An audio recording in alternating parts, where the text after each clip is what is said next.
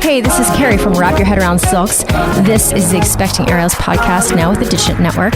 Thanks so much for tuning in. I cannot believe this, but this is season 5. So thanks to you. This is a thriving podcast, reaching the corners of the world, all the women out there, and I'm so excited and proud to be with you. If you haven't listened to the Artist Entrepreneur podcast, my new podcast with Noah Dock and Amanda Ritchie, please check it out. It's going to be on this feed on Thursdays. We're 3 artists navigating our businesses. We have so much fun. Please check it out. It'll be in your inbox on Thursdays. And just announced September 26th to the 28th, I'll be at NECA, the New England Center for Circus Arts, for an 11-hour weekend silks immersion. So it's a retreat-esque without being a full retreat. And I'd love to see you there. It's picturesque Vermont. And I have just a handful of spots left for June 21st through 28th with sweet retreats in Oaxaca, Mexico. Roll it out every Sunday and Thursday. I have some different times to accommodate my Pacific people and my East Coast people. My flagship course, Beginner to Intermediate Aerial Silks, online for anybody in the world. And of course, Aerial Rehab, which is meant to be the bridge between PT and your favorite aerial class. I'm teaching all over the place this year. Austin, Oaxaca, Ohio, and DC this summer. And of course, NECA in the fall. Let's get started. Tamara, let's make sure I'm not like just butchering your name in public. Tamara, okay. You said it right. Yes, ma'am. Because I'll butcher it in private, but at least it's private. It took me about 3 months to get it right because my brain doesn't work. So Tamara, if you'll introduce yourself to our audience, a little bit about your family, where you live, what you do, and how long you've been in your aerial practice. Absolutely. So I'm Tamara. I have been doing aerial since 2014. I'll let you do the math on that. I'm an aerialist. I'm an aerial performer. I'm an aerial coach. My day job is a movement specialist. I'm in the physical therapy field. I moved from Maryland to San Antonio, Texas. That's where I currently reside, but I'm lucky I get to travel quite a bit for work. I'm married with 2 kids, and they definitely keep me busy. 2 kiddos. How old are they? Yeah, so my son, he is about to be 12. My daughter is a very, very sassy 5. Okay. Wow. So you're like doing it all. What's curious to me, how is it that you travel a lot with your job? Because I always imagine physical therapists are like in their office with their client. Mm-hmm. Yeah. Yeah. Okay. So when you say you're doing it all, I really like to have my hands in a lot of things. So even though I still treat patients what's called per diem, so as needed, I'm not treating patients full time. My full-time job is actually a project manager right now. So I get to do my travel mostly with project management. And is that also in the PT field or completely separate?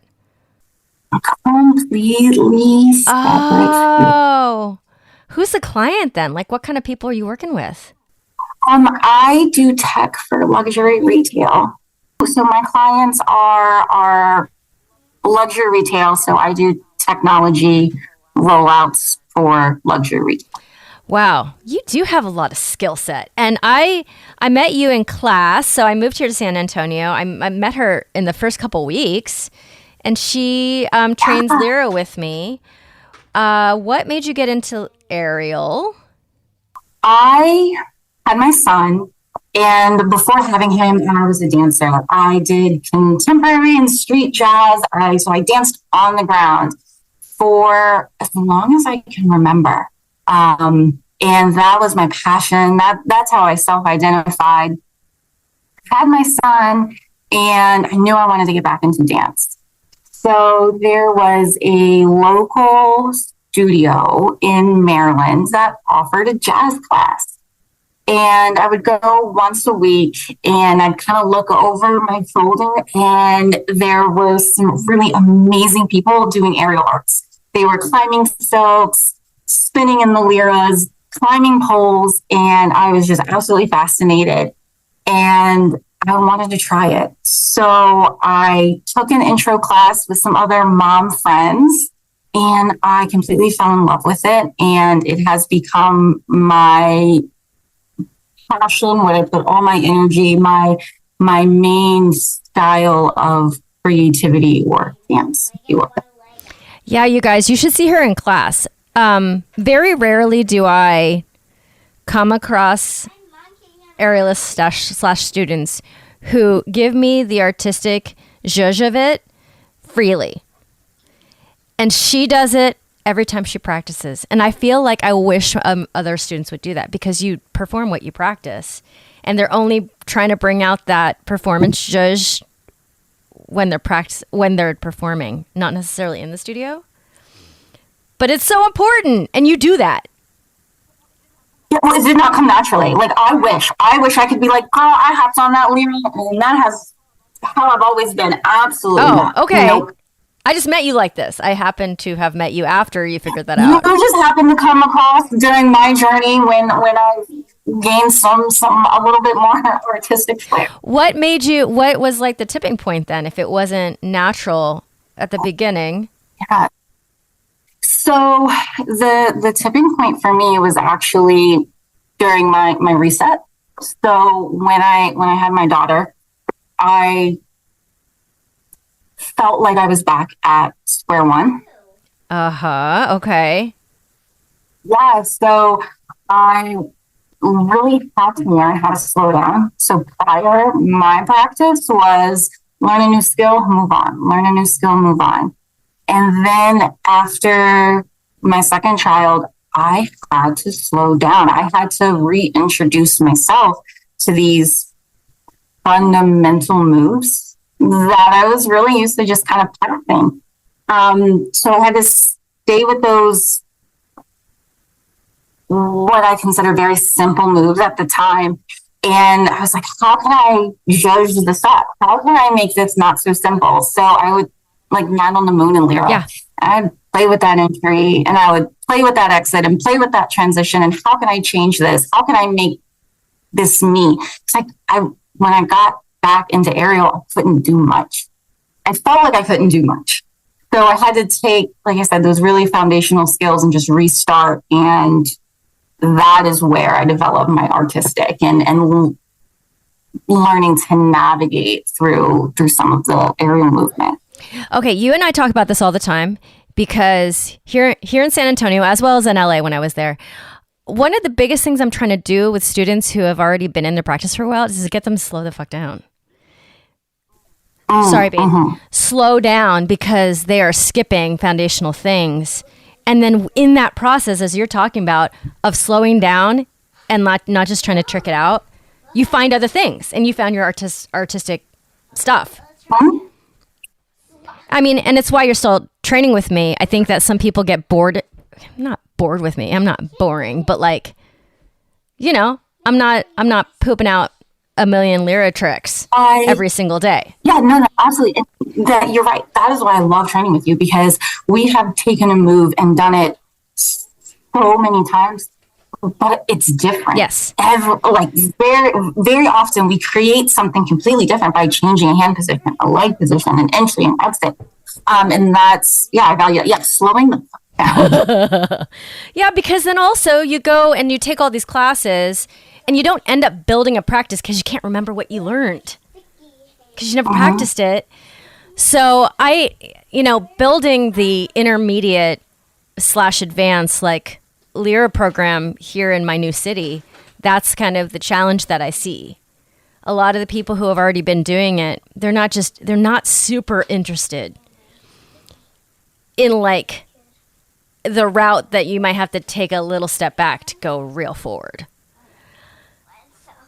Yeah. You're preaching to the choir. Yeah, it's hard. I think I told you, I coached in San Antonio as well, and it's just definitely something I came across a lot. Yeah, as a teacher, right? yeah, as a teacher. And it's like, I'm bored. I want to move. I want to do this skill. Showing me, I want to do this skill. And it's like, but we have to take it a step back. Or, let's play with this. Let's play with this. But a lot of times, and I'm guilty of it. I want to do the coolest thing. I want to create that content. And so I'm a good aerialist, right? It kind of creates a good aerialist, but does it create a great artist? So it's interesting to navigate here. Yes. Yeah. And I think in most cities where it's a little bit more like retail aerial, like it's customer service, trying to get the students in the door, this and that. But we're working on it and we're growing. It's good. I like. Where did my sticky hand go? Where's your sticky hand? You're going to have to look for it, Bean. I don't know. So, okay. Oh my God, I can nerd out on this for the whole time, but I want to get to your story. Here's where I'm wondering. So you started your aerial practice and you had already had your first. And then when you're pregnant with your second kid or getting pregnant, what did that do to your practice? What kind of decisions did you make? And then, what decisions did you make throughout the pregnancy?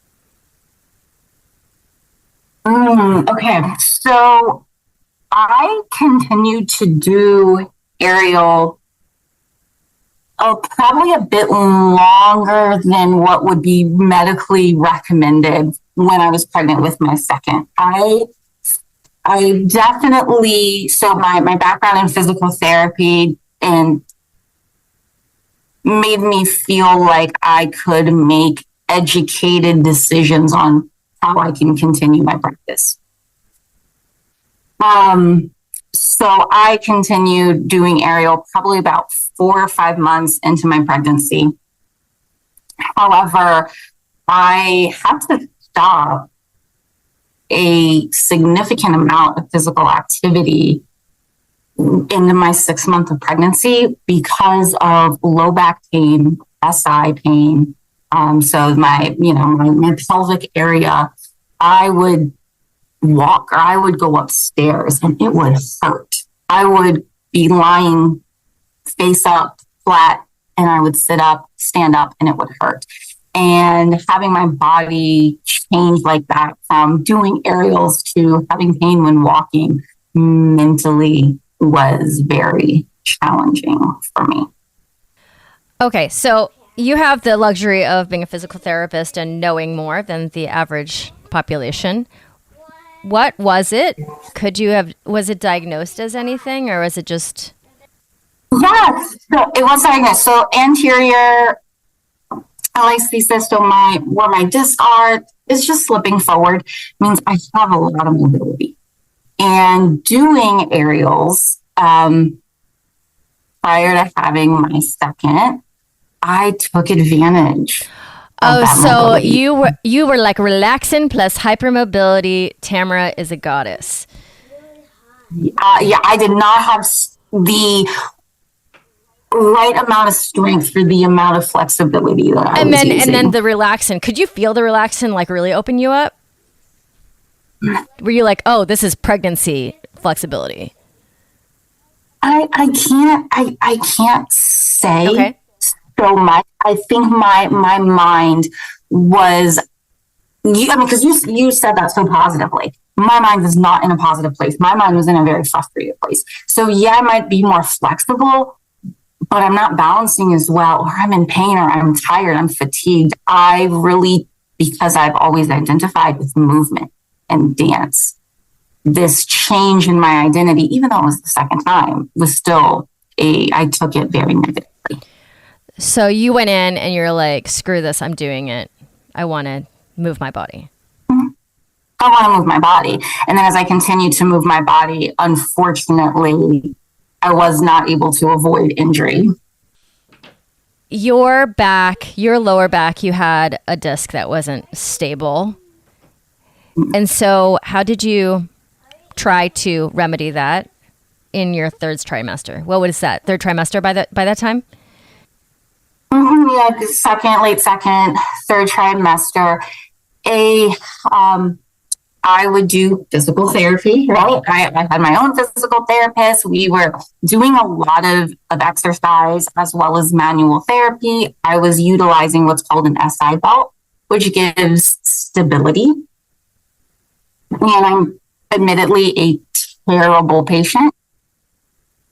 And so it was again, that's foundational physical therapy, right? I was sitting on a plinth doing my pelvic tilts, doing my bent knee fallouts, bracing my abdominals, and just what I had to accept, even though it felt very lower level, lower intensity than what I was used to. It's what I needed. So accepting that what I needed and building that strength with that. I will say after I gave birth, I still had a lot of pain and some other issues. And I went to physical therapy, but I went to pelvic floor physical therapy. Incredible. It made the biggest difference in my low back pain journey.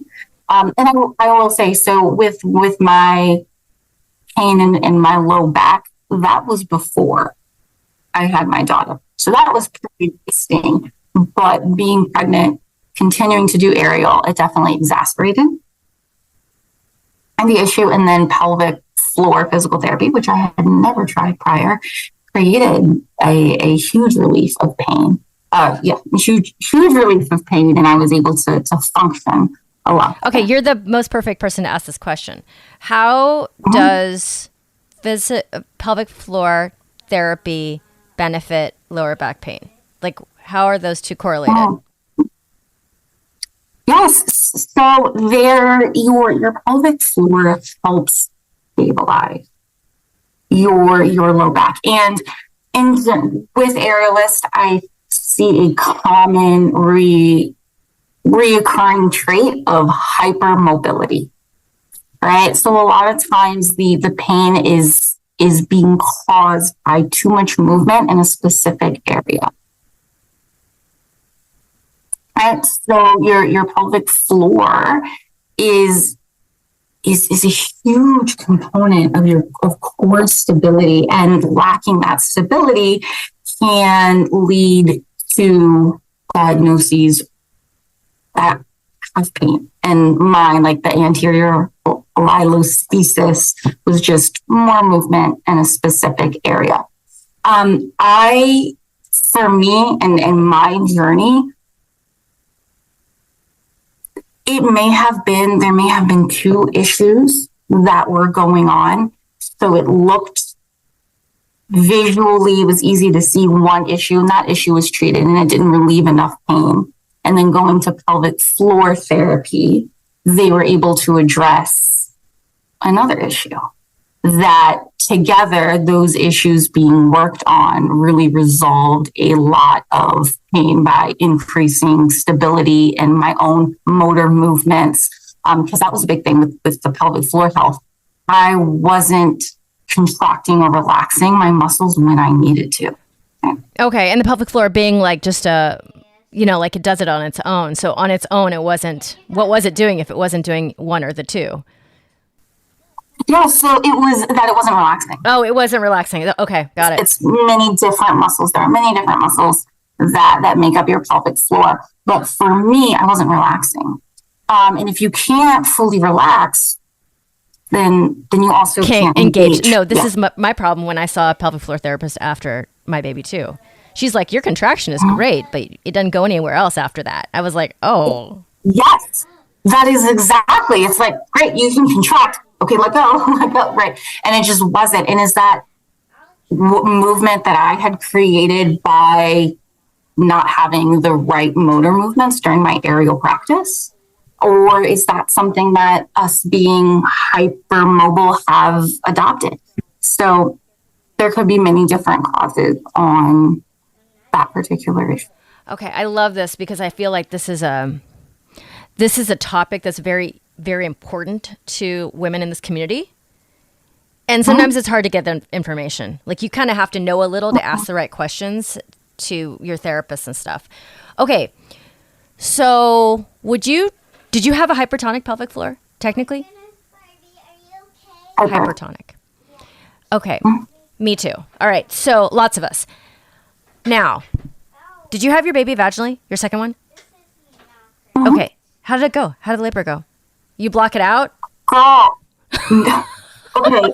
I gave birth in the hospital floor. Okay. Oh. I did not even I didn't make it. I didn't check in. That is a whole story in itself. So it was fast. My husband missed it. He was parking the car. Even with the hypertonic pelvic floor, like your pelvis just opened up? I had been in labor for a long time. Okay. Yeah. You tell the story. Sorry. Yeah. No, you're fine. You're like even hypertonic, right? That's kind of what makes sense. But I'm just like, I'm just going to wait this out. It's fine. It wasn't fine. It was absolutely not fine. As soon as I got to the check-in, my water broke. And, very shortly, like I said, my husband wasn't even able to make it back to the labor and delivery before I gave birth. So that is what that's why someone was like, hey, you should try pelvic floor physical therapy, right? Like, because I had these issues and they were like, it's because the baby came so quickly, go to pelvic floor physical therapy. And I don't, being in this field and working with some incredible physical therapists, no one had recommended that to me prior. It was not, hey, we're treating your SI, we're treating your low back, and we're not seeing much improvement. Why don't we try something different? And I don't know how you felt going to pelvic floor physical therapy. Pretty open person, but the thought of it doesn't. Yeah. Yeah, it doesn't sound appealing. It's like, right? I really want to go get my pap smear this week. Like, no one says that. I really want to, just kind of what I had envisioned was, hey, I'm going to take my pants off. Someone's going to be really intrusive. And it wasn't that experience. And I'm in that field and I didn't fully understand what that experience would be like. So I can't imagine the, aerialists who don't have that background and needing more assistance or more help and just not even knowing that it exists. Yeah. Okay. So tell me, this is your second baby. First baby, did it, was it very slow to come out? Yes, meaning the child. It was fully, and it was induced. So the labor part. So the labor part was induced. It's over 24 hours. I got that withdrawal. I took a nap. 8 hours passed. Everything like that. They were like, I think you should push. Probably time. I was like, no, it's fine. I'll just hang out. And then once I did start pushing, that was pretty quick. 3 pushes done.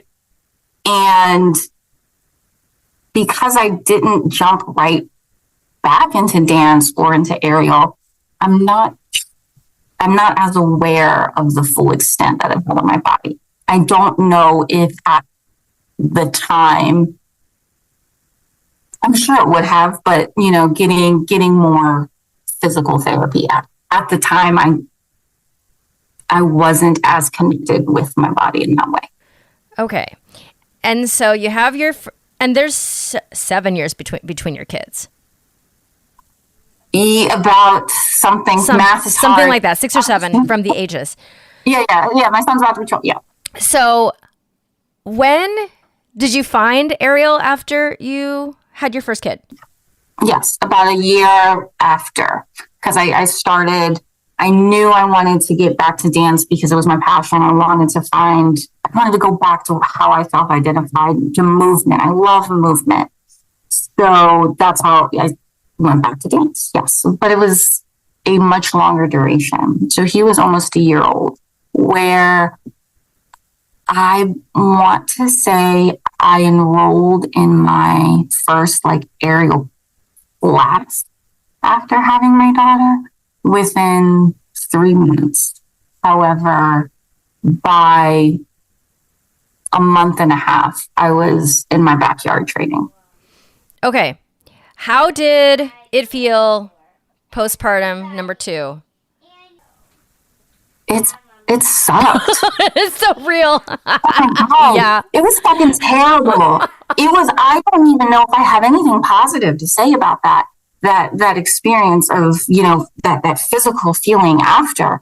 How did Ariel feel for my body? It sucked. And that is why I had to go back to those foundational moves and really explore the foundation while I was regaining my strength, which I'll say, like, it's bittersweet because in the end, I truly see it highlighted a special place in my journey and made me a better artist. But at the time, it completely sucked.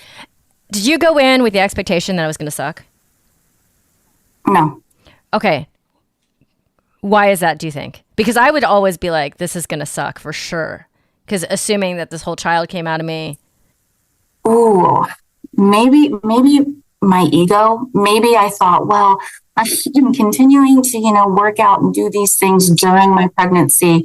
I tried to be as active as long as I could. Yeah, that makes sense. My friends who didn't get a C-section felt that way, which I did, though.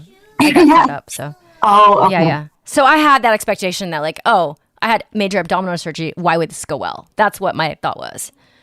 Yeah, because I didn't have that, I thought I was going to have a baby. And then a week and a half later, like, I was like, I'm ready to get back on. I'm ready to get back in.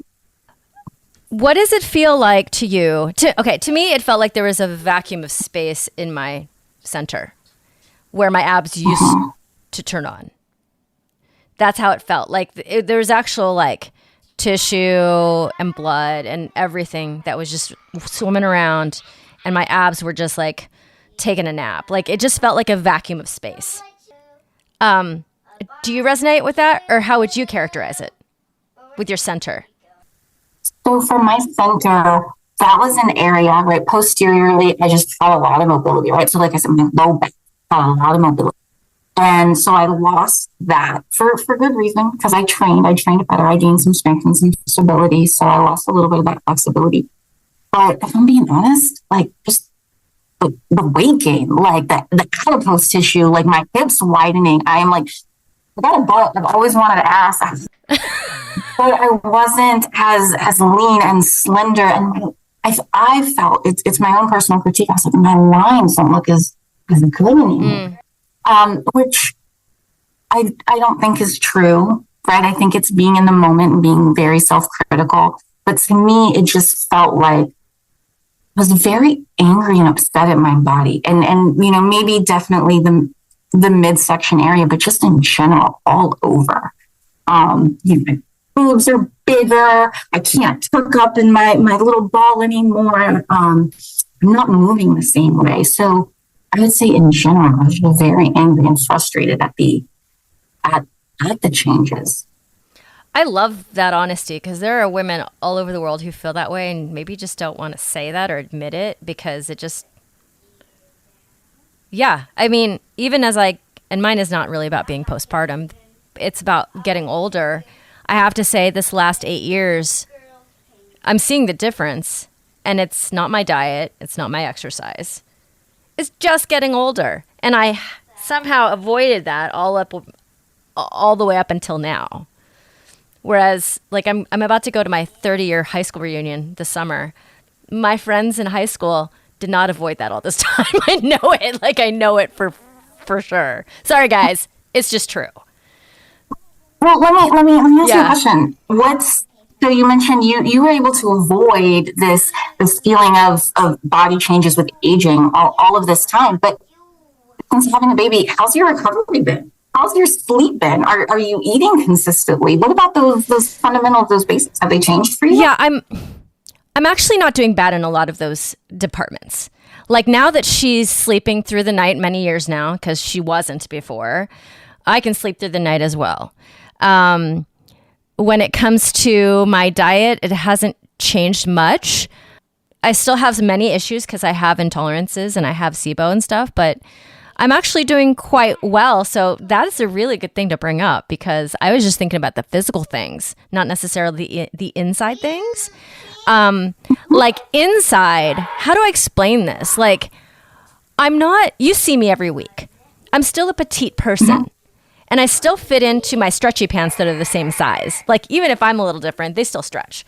So I'm still in a 4 of my pants, but I fit them way differently. You know what I'm saying? Like, my booty's starting to drop a little bit, no matter what I do to it. So, you know, if I really am rational and I talk to and I do the self-talk, like it's a luxury to grow older in this society, blah, blah, blah. But like, all of us wish, like in our deepest heart, to be like, you know, have that body at the peak of our body, you know? I also think as being an aerialist, right? So if you are doing performing and you're wearing these particular outfits meant to be, you're being gazed at, or you're doing photo shoots, like the ideal or the expectation is you'll look a certain way. Yeah. However, in everyday society, we don't need to be super small or super toned, right? So it's really hard to bounce between the two, because I cannot go to my friends who don't do aerial. I can't go to my mom friends and be like, I'm fat, like I've gained weight. And they're like, they get upset and they get offended. Right, because to them, you are like goddess body. To them, it doesn't make sense. What do you mean? But I'm like, girl, or whoever, I cannot get on stage with these like 15 extra pounds. Look at these rolls when I move. Like my arms kind of jiggle a little bit. That's not that's not the desire. That's not what people want. So do I look good? Yes. But do I look the best as an aerialist? I may not be at my peak right now. That fucking sucks. Yeah. Well, you know what I noticed that like I wouldn't talk about except for like in the safe space of this podcast, which people know that I'm not just being like a princess about it. You know, when you have a sports bra and it starts to look like it's cutting in on you and you're like, but it fits me. Or do I go up a size and then it's still cutting on me because my skin is changing slowly? You know what I'm saying? And so you're just like, oh my God. But I don't want to talk about it because, yes, that's exactly how it sounds. Exactly. And it comes off as, it's like, no, I'm not. I don't know if the word is vain or pretentious, because that is not the impression I want my community or my friends to have of me. But I also want to be like realistic, and there's a slight mourning process of the body that you used to have. Yeah. The body that you used to have. And as all aerialists, right, we are very connected to our bodies. And so body changes, I think, I don't want to make an assumption, but I would say body changes really affect us. Yes. More so than someone who's not as connected with their body, looking at their body, moving their body as regular. Yeah, I mean, it's like, it's our instrument, and your instrument is changing. And you can't do anything about it. I mean, we can do as much as we can about it. Some things, but nature, age. Yeah, like I am doing more arm work and more arm strengthening than I was in my 20s, where my arms looked in their 20s. There's nothing I can do about my bra cutting in on me a little bit, not the best, when I'm as toned as I probably am going to be. Like, my arms are strong right now. And yet still, the sports bra likes to cut in on me. And there's, So, oh my God, I love having these conversations. This is why I don't plan things. Yeah. Yeah, because we get in. Don't plan it. Yeah, we get into it. So you go back to aerial after your second kid, and you're like, oh my God, my hips are different. The landscape of my body is different. My mobility. So what happened to your mobility? So my mobility decreased. And so I was never the incredibly strong aerialist. I was the really flexible one. My splits looked great. My lines looked so good. And here I was no longer able to execute the things that looked really good on my body. As well as I had at this point taken a real appreciation for resistance training, for strength training. And so my body started getting muscle, right? And with that strength, a little bit of mobility and flexibility is lost with that as well. I had muscle, but in my mind, when I would look at myself, I was bigger. Oh, I used to be so long. But I'm like you said, the landscape changes. So there's positive landscape changes and there's just inevitable landscape changes. But yes, so back to my mobility. So I lost a lot of mobility in how I identified as an aerialist and had to work with creating a new identity of being a stronger aerialist, really working with these dynamic. I'd never been able to do dynamic moves before. I wasn't strong enough. But as I started gaining strength and gaining size, I found a deeper love for different movements. So you were one of those people pre all of this that you would just bend it all and then bam. Learn a new skill, bend it, look beautiful, move on, next skill. Okay. Yeah. Yeah. Most of us are jealous of that person for a good time, for a good amount of time. No, I've been jealous. I still remember there was a girl in my first aerial class. She had done gymnastics. She had this, what I considered the sexiest body, like ripped muscles. And she was so strong and she was amazing. She would get things on the first try. She was a great person, an aerialist, but she was so strong. And I was struggling to pull up when I first started, pull up. But I could pull out that split. I could pull out a great line. And that's changed for me now. Well, completely. I have much more strength, I feel, at this stage in my journey than I do my mobility. Yeah, but that is a big transition mentally, I think. Mentally. Yeah. What is it, Bean? When are you done? She does pretty good. You do pretty good. I'm almost done, Bean. So, like, mentally, that must be very, like, mental gymnastics. Because I'm thinking of myself, like, if I think about how I identify as a aerialist, it would definitely be the dance stuff. Hey. When somebody finds a strength, you always want to build your weaknesses up to meet that strength. You never want to have to change that strength out for something else. Like, you want it in your back pocket. Stop it. Do you want to get a toy after? Do you want to get your dentist toy? She has a dentist today. After your dentist? Do you want your toothbrush and stuff? I want a game too. Well, you're not getting the game at this point if you start cutting up during my podcast. You know, like, if whatever my strength, what I identify as my strength, had to go away, I don't know. Like, I would be like, what? Who am I even? Why would anybody want to watch me? That's what would go on my head. Oh, yeah. Many stages in and many times. Yeah. Mm-hmm. Wow. I'm lucky then as your instructor to be able to see you on the other side of this, actually, because you're down for it. You're like, let's do the strength training. Let's do all the things. Very rarely do I have you in there and you're like, oh, I just want to do this really splitty thing and get it on Instagram. You've never been like that around me. All right. So, I mentioned I travel. When I do travel, I really highlight getting to go into a local aerial studio. Oh, great. Yeah. So I get to see many different studios and so I've been to your former studio in LA. I loved it. Amazing studio. And because, coming from Maryland, being in San Antonio, I've had so many different instructors and so many different coaches and so many different approaches to aerial. And where I see the biggest output, the most gratifying output, where I really see a progress in my skill, is when there's conditioning and doing it over and over. And again, an appreciation for technique. And so I will listen, I bitch every fucking time you tell me to do it. I don't tell you that I hate doing this. I hate doing the conditioning. I love this. It fucking sucks. It's at the end of my day. I'm tired. I picked up my kids. I got to go home to my kids. I probably already did my workout in the morning. It fucking sucks.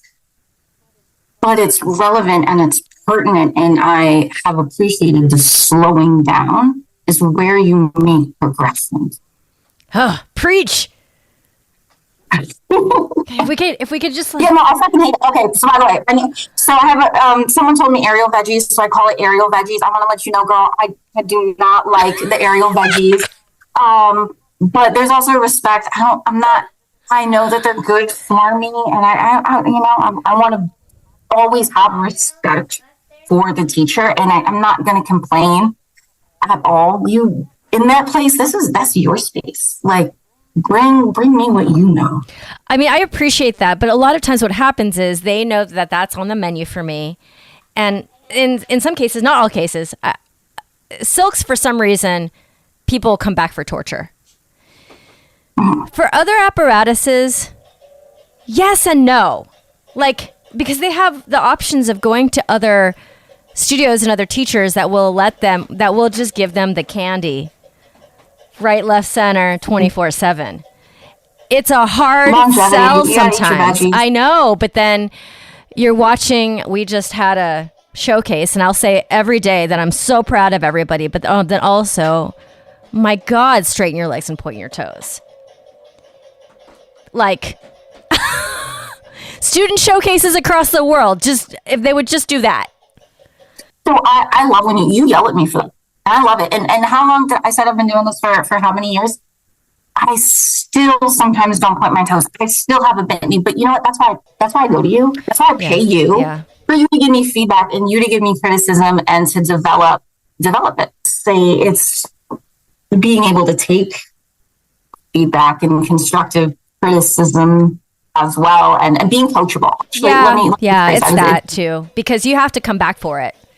So I'll be very clear about what I'm going to do in class, and then sometimes people come back and sometimes they don't, because it takes a certain person to come back when you're just going to have to do hard things. Yeah, when hard things are hard until they get easy. But then you turn around 3, 4, 8 months later and you suddenly have it and it looks good. You're like, oh my God, it's worth it.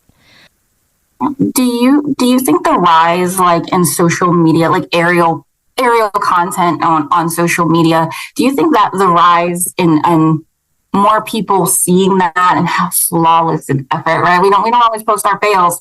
How amazing that looks has kind of created a view of maybe the hard work isn't as needed. I don't know. That is a good question. I don't know. I feel like it's always been the case in dance too. In piano, kids, adults, whatever. They don't want to do their scales. They don't want to do the bar. They don't want to do the pullbacks down the floor. They just want to do the cool stuff. I feel like I was talking about this when I was 16 in dance class. So yes, maybe it exacerbates it. Do people also really have a reality of idea of how many hours it takes to get good at something? What did Malcolm Gladwell say? 10,000 hours is the minimum? I think it is 10,000 hours. And it's true for anything. And then you add that it's actually a hard sport, and it gets more than that. So I don't know. It's hard though, because you're paying for class, and class is not cheap, $30-$35 a pop for a group class, and you went in there and I just made you do a couple condition your brain out, and then you learned one cool thing. I think that's a pretty good day. When do you decide that the conditioning is more a responsibility of the aerialist? Do you ever feel that way? Because I've gone to studios where it's okay, you're an advanced student, it is your responsibility to come early and do a little bit of conditioning. There is still some conditioning. Mm-hmm. I don't want to take that away. But they kind of put that, hey, that warm up is on you. And then that gives the class a little bit more time to condition and do more skills. Do you ever do that? I would, but it's based on the information I'm getting. So I talk to my students and I'll say, when's the last time you were in the air? They'll say last week when I saw you. And if that was the case, this is the only 90 minutes that we have, which is why I asked that question. So if people are if if my students do have the time to do that and they're getting it in the week, I'll move past it. It's just that most of my students don't have that luxury. So I try to get it in. Same with my decisions about like what we do as a warm up. Like Dara has she's got this whole program with bands, like TheraBands. So they're warming up their like super fine muscles in their forearms, which I'm sure is amazing. But to me, and her student body is different than mine. My student body gets off from work, comes in. This is the only 90 minutes they have. Or 75 minutes. Maybe they have 2 of those in the week. And maybe they go to the gym outside of that. But I'm like, well, if we're ever going to get splits and straddles, and this is the only time you're hitting the floor, we got to do it now. So that's the way I make my decisions, because I just don't think it's going to happen otherwise. It's not because I don't like it, right? I'm only going to do it with you, right? It's harder to do. So some conditioning, right? Some like not necessarily aerial conditioning, but working on a resistance training. But when there's something that's hard, so for example, let's use my meat hooks. Mm-hmm. Yeah. Okay, I don't condition my meat hooks on my own because I don't like them. So I love when you make us do the straddles to the meat hooks, and then because meat hooks aren't easy for me, I love getting your feedback on how to do that a little bit better. And that just goes to, why I think having an aerial coach, instructor, trainer is so important as opposed to doing all of the training at home. If I get a different perspective, I get feedback. I get someone who's pushing me a little bit further. This is a good reminder for us to do meat hooks this week. But you're not going to be in town, are you? On Thursday? I leave Friday, so I will be here. Amazing. Thursday. Okay, yeah. So good reminder for that. But yeah, I make my decisions. Like, for example, if I was training if I were a coach training in a pro track program where there's a curriculum for the whole week and they're in there 5 days a week, I might just focus on choreography for the entire time because I know they're getting it elsewhere. But since the people I'm seeing every week are not getting it, that's why I make a broad stroke and try to get all the stuff. But I don't know. We got to let this feeling just like absorb into San Antonio because like I really want to train real aerialists, and real aerialists don't just trick out. They don't. They have flexibility training, they have strength training, they have air awareness, they have the vocabulary stuff. They're well-rounded as with any artist or sports or athlete, right? Okay. See, I had no idea where this is going, but we are here and I love it. Okay, question. Do you have any advice for women out there? Juggling momming, juggling their practice, maybe with hypermobility, maybe your identity had to shift because your body shifted? Advice for aerialists that are moms and they're juggling work and juggling kids. Give yourself a little bit of grace. Right? Like go with the ebbs and flows, like change happens, give your body grace. And although you may not just have appreciation for where you currently are. You may not be able to be in the studio as many times a week because your schedule has changed. Hey, once a week, if that's what you can give it right now, that's okay. That's an ebb and it will flow. Things will change and things will go, and just giving yourself grace to find the ebb and flow with your changing emotionally and mentally and physically and financially and time schedule. There are so many things as a woman and a parent and an aerialist and a working person. So it's give yourself grace. Yeah. Appreciate where you are. That advice comes out of most of the women on this podcast, and most of the women on this podcast have a hard time giving themselves grace. I have a feeling. I want to give different advice then. Oh, give a second piece of advice because it's still relevant. Then give it your all. Then go hard. FHIT up. You're the little one. I don't want to say the bad words, but just go for it, right? If it's maybe society has put these expectations on you, then. If you're not happy with your body, change it. If we're all struggling with giving ourselves grace, then let's really reflect on where we're trying to give ourselves grace and then make the changes. And maybe they're not the biggest change. Maybe they're not the biggest changes. If I'm not happy going once a week, maybe I try to go twice. Maybe I go 15 minutes early and do a little bit more conditioning. Maybe that's, as aerialists and hard workers, maybe we're not the people who easily give ourselves grace. Then F it up. Go harder. Oh my God. I love that I met you. You're so amazing. Oh my God. This was so good. And I get to see you on Thursday. You do. You get to see me on Thursday. I'm so excited. But now you get to give me all the aerial veggies and I get to complain in my head and we'll have a great practice, learn one new trick. Maybe I'll post it to Instagram, but I'm excited. Yay. Thanks for being here. Okay. Yes, thank you for having say me. goodbye, Bean. Bye. Enjoy the dentist, guys. Bye. Bye. My listeners, if you would honor me with a 5-star rating and review, I would appreciate it forever. It is the hardest thing about being a podcaster is to get your podcast out to the people who want to listen. So the best way to do that is to have a good star rating and just ride that algorithm. So I really appreciate if you guys would just open the Apple app and leave me a review. It makes such a difference. I appreciate you.